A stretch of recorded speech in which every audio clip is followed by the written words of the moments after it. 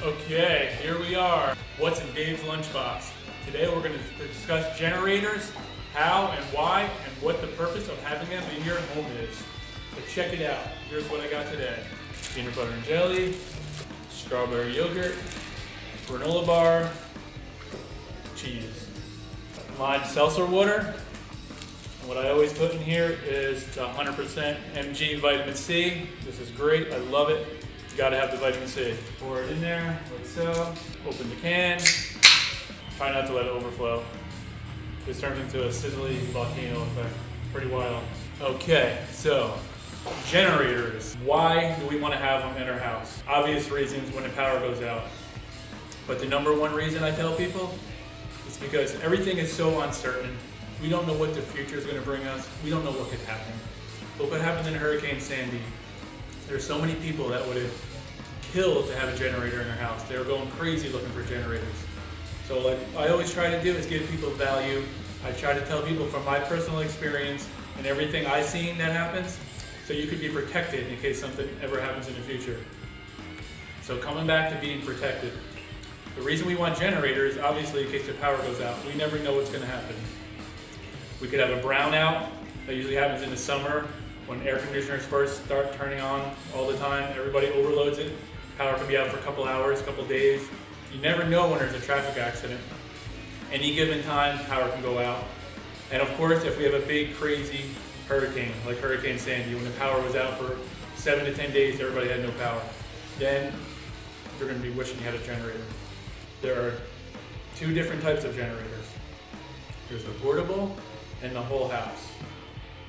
The prices vary for an install from $1,200 to $20,000, depending how crazy and elaborate you want to go. What you do is you have a portable generator outside.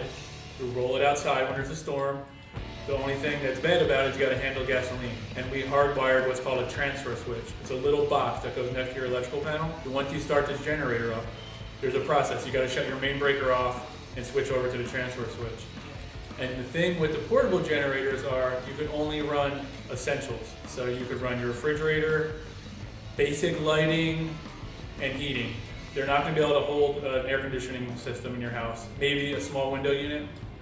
But the whole idea of them is just get through the storm, get through the disaster safely with your food staying safe, lighting, and heat. That's all that's going to really get you. Then the next thing is the whole house generator, which is really nice because when the power goes out, you don't even know it. It's seamless.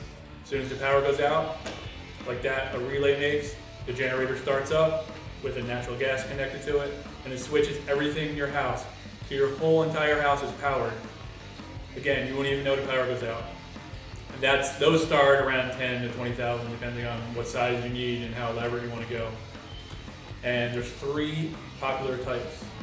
There's Kohler, Generac, and Bridget and Strat. Those are the three biggest ones out there installed. Definitely 100% have to get a permit anytime you do a generator. I get a lot of people that call up and try to do it themselves to save money, and they mess them up, and they do something that's extremely dangerous. Like they try to back wire to the panel, they try to hardwire a plug to their panel. You can't do that. Generators have to be 100% done by licensed electricians.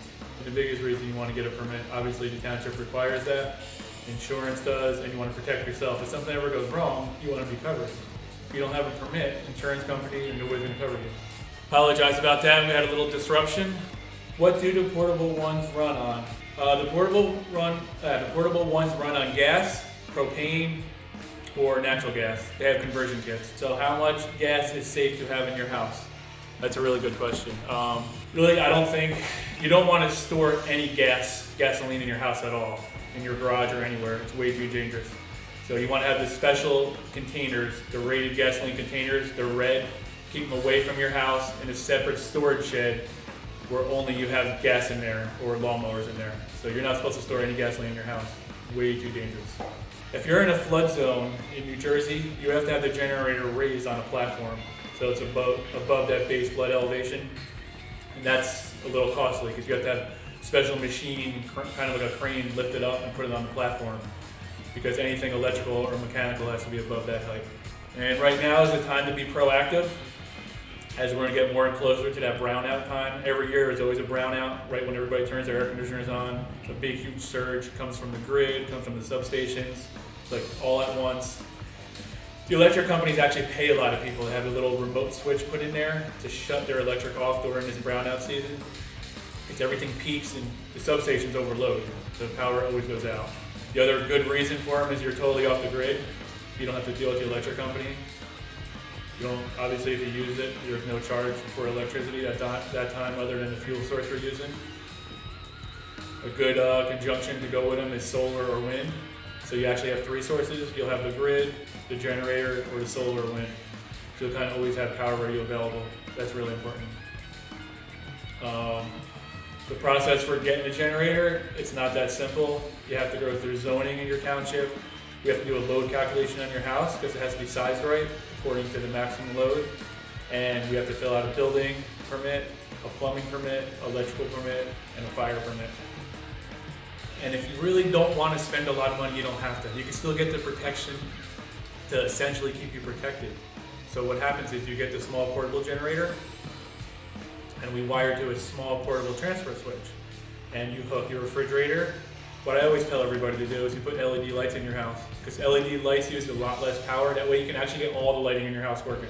So you got your refrigerator, you got all your lighting working, and then you can do your heat, because if you have a gas source heat, you can do that, not if you have full electric. But you can't do central air, it's way too much on a portable. So we're talking $1,200 to $2,500 for the install plus the generator.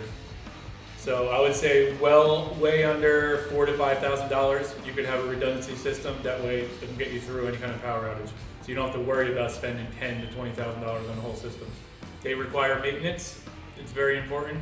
Like anything electrical, mechanical requires maintenance. You have to have a maintenance contract with a generator, a certified generator installer from Generac.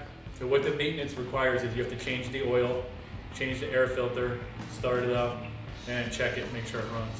Because you don't want to wait till the power goes out and find out it doesn't run, then it's too late. They have to be exercised. What's really nice about the technology now, they have the ones that connect to your phone, so you can run your whole generator on your phone. So if you're not around, you can start it up and check it. It tells you the run hours, it tells you how much wear and tear is on all the mechanical equipment. And they also self-start for maintenance. They start up by themselves and they run for like 20 minutes once every 2 weeks, just to keep the motor going. That's real important. Another little thing they make for portable generators, if you don't want to spend a lot of money, you want to do it portable, they make what's called a doghouse, and you put your portable generator in there and you leave it outside, and it looks like a whole house generator. And so you get the one with the push button on it. So it doesn't look that bad in your neighborhood or your yard, wherever you want to put it. So all you literally do is go out there, hit the button, it starts right up, you run through panels, switch the breaker, you're up and running. I get on to the second half of our show, which is the JCM project, Make It Happen. We did a nice little dock lighting job for Rick Naudius. We're going to be putting his name, we're going to hashtag him on the copyright for this video, because we're taking a small proceed from that dock lighting job we did in Tom's River. It came out really nice with all those little dock lights up. So we're taking a small proceed from that job, we're going to Pies on 9, we're going to buy a gift card, and we're going to add it to the pile. So once the pile is as big as we want it, we're going to bring it to Community Medical Center. We're going to make sure it gets distributed to the people who deserve it. The people who are working, the doctors, the nurses, the admins, all the people who are working, trying to help everybody, while everybody else is home complaining they're bored and have nothing to do.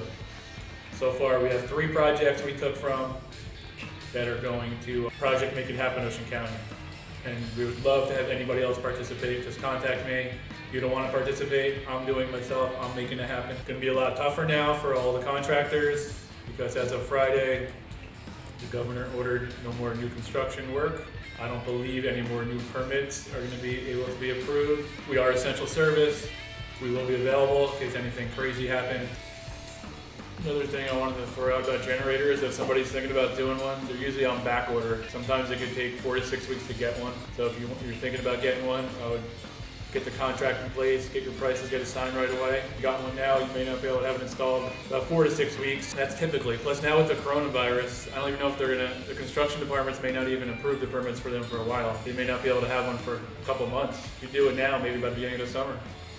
All right, as always, be safe. Thanks for watching. I really appreciate everybody watching, and anytime you want, you can comment, send me a message about anything. Other than that, have a nice day.